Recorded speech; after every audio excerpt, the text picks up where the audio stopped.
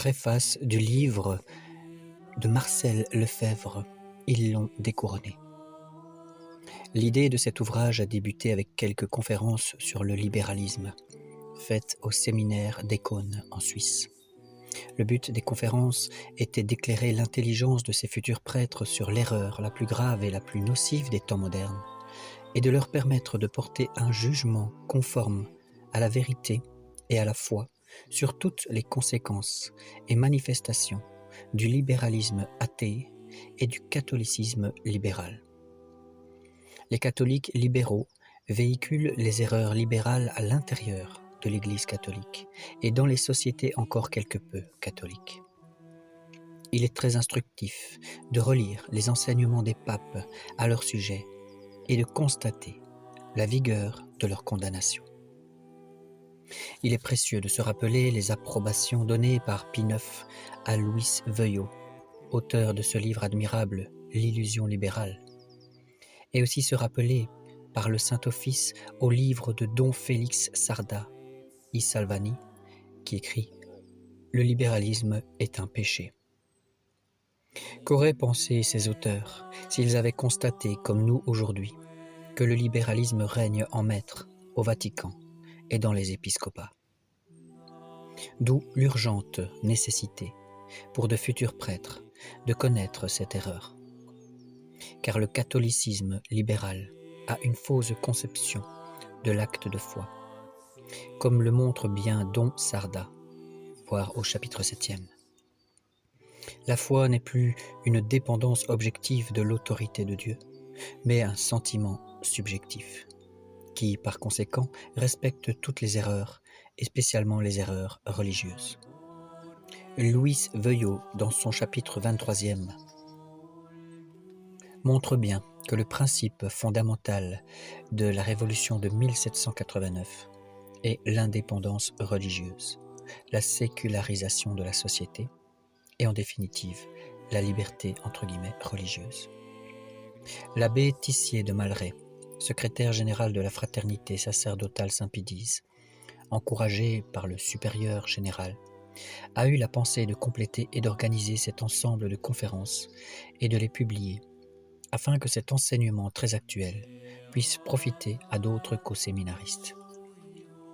Tandis que ce travail s'achevait, la plus abominable manifestation du catholicisme libéral s'accomplissait à Assise en 1986. Preuve tangible que le pape et ceux qui l'approuvent ont une fausse notion de la foi, notion moderniste qui va ébranler tout l'édifice de l'Église. Le pape Jean-Paul II lui-même l'annonce dans son allocution du 22 décembre 1986 aux membres de la Curie. Afin de garder et protéger la foi catholique de cette peste du libéralisme, ce livre me semble venir bien à son heure, se faisant écho des paroles de notre Seigneur Jésus-Christ. Celui qui croira sera sauvé. Celui qui ne croira pas sera condamné. C'est cette foi que le Verbe de Dieu, incarné, a exigé de tous s'ils veulent être sauvés. C'est elle qui lui a valu la mort, et à sa suite celle de tous les martyrs et témoins qui l'ont professé. Avec le libéralisme religieux, il n'y a plus ni martyrs, ni missionnaires, mais seulement des bradeurs de religion, autour du calumet d'une paix purement verbale. Loin de nous ce libéralisme, fossoyeur de l'Église catholique. À la suite de notre Seigneur, portons l'étendard de la croix, seul signe et seule source du salut. Que Notre-Dame de Fatima, pour le 70e anniversaire de son apparition, daigne bénir la diffusion de ce livre qui fait écho à ses prédictions. Ecône, le 13 janvier 1987, en la fête du baptême de notre Seigneur. Signé Marcel Lefebvre. Introduction du livre. Où allons-nous? Quel sera le terme de tous les bouleversements actuels? Il ne s'agit pas tant de guerres, de catastrophes atomiques ou écologiques, mais surtout de la révolution à l'extérieur et à l'intérieur de l'Église. Il s'agit de l'apostasie, enfin, qui gagne des peuples entiers autrefois catholiques, et même de l'apostasie de la hiérarchie de l'Église jusqu'à son sommet. Rome semble plongée dans un aveuglement complet. La Rome de toujours est réduite au silence, paralysée par l'autre Rome, la Rome libérale qui l'occupe. Les sources de la grâce et de la foi divine se tarissent, et les veines de l'Église drainent partout en elle le poison mortel du naturalisme. Il est impossible de comprendre cette crise profonde sans tenir compte de l'événement central de ce siècle, le deuxième concile du Vatican, en 1962. Mes sentiments à son égard sont assez connus, je crois, pour que je puisse dire d'emblée le fond de ma pensée. Sans rejeter en bloc ce concile, je pense qu'il est le plus grand désastre de ce siècle et de tous les siècles passés, depuis la fondation de l'Église. En ceci, je ne fais que le juger à ses fruits, utilisant le critère que nous a donné notre Seigneur. Vous reconnaîtrez un arbre à ses fruits. Or, quand on demande au cardinal Ratzinger, le futur pape Benoît XVI, de montrer quelques bons fruits du concile, il ne sait que répondre.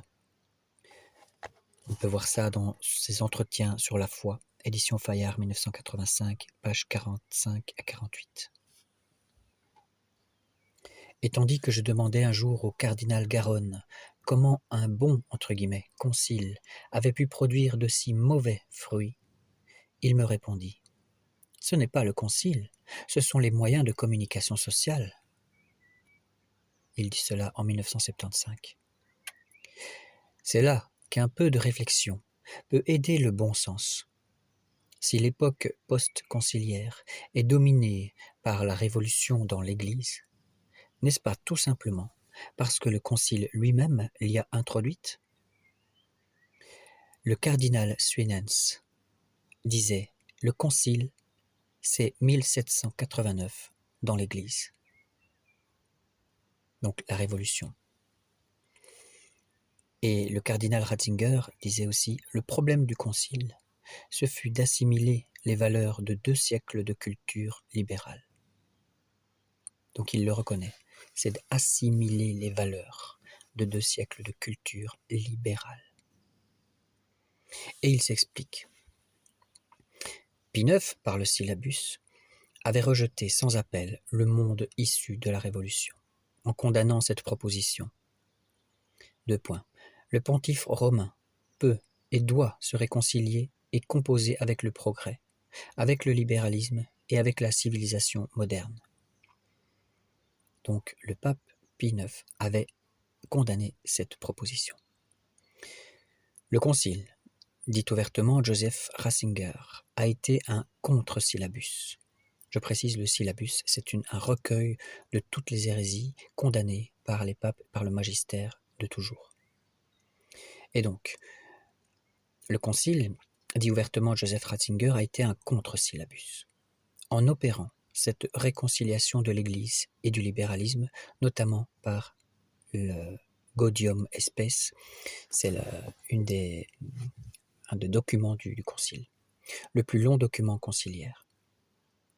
Les papes du XIXe siècle n'avaient, paraît-il, pas su discerner ce qu'il y avait de vérité chrétienne et donc d'assimilable par l'Église dans la Révolution de 1789.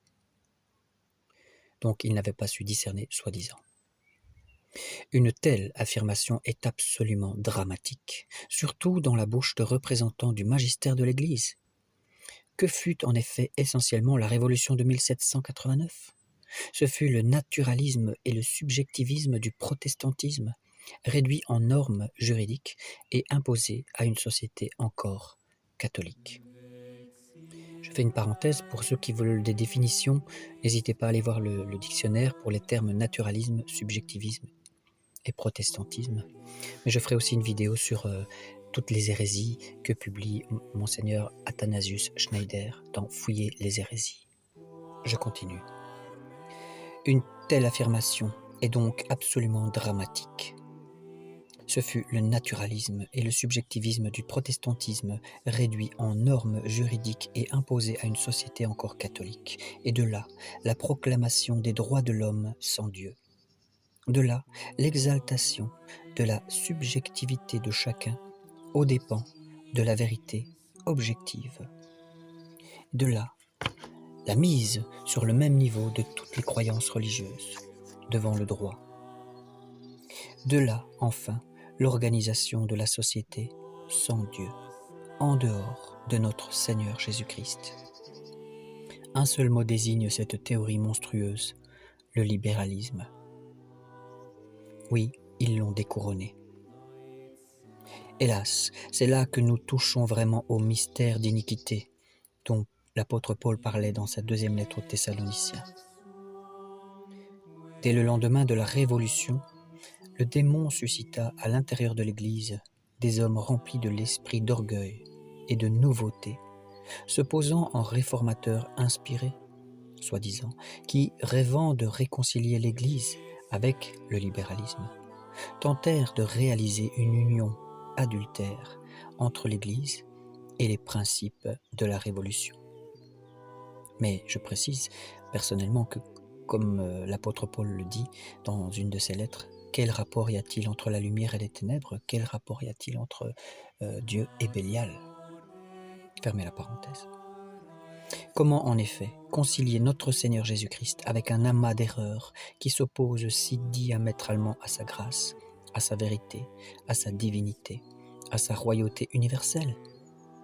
Non, les papes d'avant le concile ne se trompèrent pas quand, appuyés sur la tradition et munis à ce titre de l'assistance du Saint-Esprit, ils condamnèrent de leur autorité suprême et avec une continuité remarquable la grande trahison catholique libérale. Alors, comment la secte libérale a-t-elle réussi à imposer ses vues dans un concile œcuménique? Comment l'union contre nature entre l'Église, ou plutôt des hommes d'Église, ou de l'appareil extérieur de l'Église, et la Révolution, a-t-elle enfanté le monstre dont les divagations remplissent maintenant d'effroi même ses plus chauds partisans? C'est à ces questions que je m'efforce de répondre dans ces entretiens sur le libéralisme, en montrant qu'une fois pénétré dans l'Église, le poison du libéralisme l'a conduit à l'apostasie par une conséquence naturelle. Déjà Paul VI le disait, les fumées de Satan sont entrées dans l'Église. Du libéralisme à l'apostasie, tel est donc le thème de ces chapitres. Certes, vivre en un temps d'apostasie n'a en soi rien d'exaltant. Songeons toutefois que tous les temps et tous les siècles appartiennent à notre Seigneur Jésus-Christ. Ipsus sunt tempora et secula, nous fait dire la liturgie pascale. Ce qui veut dire en français, à lui sont les temps et les siècles. Ce siècle d'apostasie, sans doute différemment des siècles de foi, appartient à Jésus-Christ. D'une part, l'apostasie du grand nombre manifeste la fidélité héroïque du petit nombre. Il en était ainsi au temps du prophète Élie en Israël, où Dieu ne préserva que 7000 hommes qui ne ployèrent pas le genou devant Baal. Vous pouvez lire ça dans le livre des rois. Ne fléchissons pas donc le genou devant l'idole du culte de l'homme, établie dans le sanctuaire et siégeant comme si elle était Dieu. Et donc Paul VI, le pape Paul VI avait dit à la fin du concile, nous avons aussi le culte de l'homme. Et donc l'expression ne fléchissons pas donc le genou devant l'idole, établie dans le sanctuaire et siégeant comme si elle était Dieu, c'est une expression aussi de Paul dans sa deuxième lettre aux Thessaloniciens, chapitre 2. Restons catholiques, adorateurs du seul vrai Dieu, notre Seigneur Jésus-Christ, avec son Père et le Saint-Esprit. D'autre part, comme en témoigne l'histoire de l'Église, tout âge de crise prépare un âge de foi, et dans la fidélité à la tradition, une rénovation véritable. À vous tous d'y contribuer, chers lecteurs, en recevant humblement ce que l'Église nous a promis, nous a transmis, jusqu'à la veille de Vatican II, par la bouche des papes, et que je vous transmets à mon tour. C'est cette doctrine constante de l'Église que j'ai reçue sans arrière-pensée. C'est elle que je vous communique sans réserve. Quam sine fiction didici, sine invidia communico. Qui se traduit par notamment une pensée de l'apôtre Paul. Ce que j'ai reçu, je vous le transmets. Premier chapitre. Les origines du libéralisme. L'abbé Paul Aulagnier, en 1981, écrivait « Si vous ne lisez pas, vous serez tôt ou tard des traîtres, parce que vous n'aurez pas compris la racine du mal. » C'est par ces fortes paroles qu'un de mes collaborateurs recommandait un jour aux séminaristes des Cônes la lecture de bons ouvrages traitant du libéralisme. On ne peut en effet ni comprendre la crise actuelle de l'Église, ni connaître le véritable visage des personnages de la Rome actuelle, ni par conséquent saisir l'attitude à prendre vis-à-vis des événements, si on n'en recherche pas les causes, si on n'en remonte pas le cours historique, si on n'en découvre pas la source première dans ce libéralisme condamné par les papes des 2 derniers siècles. Notre lumière, c'est la voix des papes, le magistère. Nous partirons donc des origines, comme le font les souverains pontifes quand ils dénoncent les bouleversements en cours. Or, tout en accusant le libéralisme, les papes voient plus loin dans le passé. Tous, depuis VI à Benoît XV, ramènent la crise à la lutte engagée contre l'Église au XVIe siècle par le protestantisme et au naturalisme dont cette hérésie a été la cause et la première propagatrice. Analysons la Renaissance et le naturalisme. Le naturalisme se trouve auparavant dans la Renaissance qui, dans son effort pour recouvrer les richesses des cultures païennes antiques, et de la culture et de l'art grec en particulier, a abouti à magnifier exagérément l'homme, la nature, les forces naturelles. En exaltant la bonté et la puissance de la nature, on dépréciait et on faisait disparaître de l'esprit des hommes la nécessité de la grâce, la destination de l'humanité à l'ordre surnaturel et la lumière apportée par la révélation chrétienne. Sous prétexte d'art, on a voulu introduire alors partout, jusque dans les églises, ce nudisme, on peut l'employer ce mot sans exagération, qui triomphe dans la chapelle Sixtine à Rome. Sans doute, envisagées du point de vue de l'art, ces œuvres ont-elles leur valeur, mais elles ont hélas, par-dessus tout, un aspect d'exaltation de la chair bien opposé à l'enseignement de l'Évangile. Car comme le dit Paul dans sa lettre aux Galates, car la chair convoite contre l'esprit, et l'esprit milite contre la chair. Je ne condamne pas cet art s'il est réservé aux musées profanes, mais je ne vois pas en lui un moyen d'exprimer la vérité de la rédemption, c'est-à-dire l'heureuse soumission de la nature réparée par la grâce. Mon jugement sera bien autre sur l'art baroque de la contre-réforme catholique, spécialement dans les pays qui résistèrent au protestantisme. Le baroque faisait encore appel aux angelots joufflus, mais cet art, tout de mouvement et d'expression parfois pathétique, est un cri de triomphe de la rédemption, un chant de victoire du catholicisme sur le pessimisme d'un protestantisme froid et désespéré.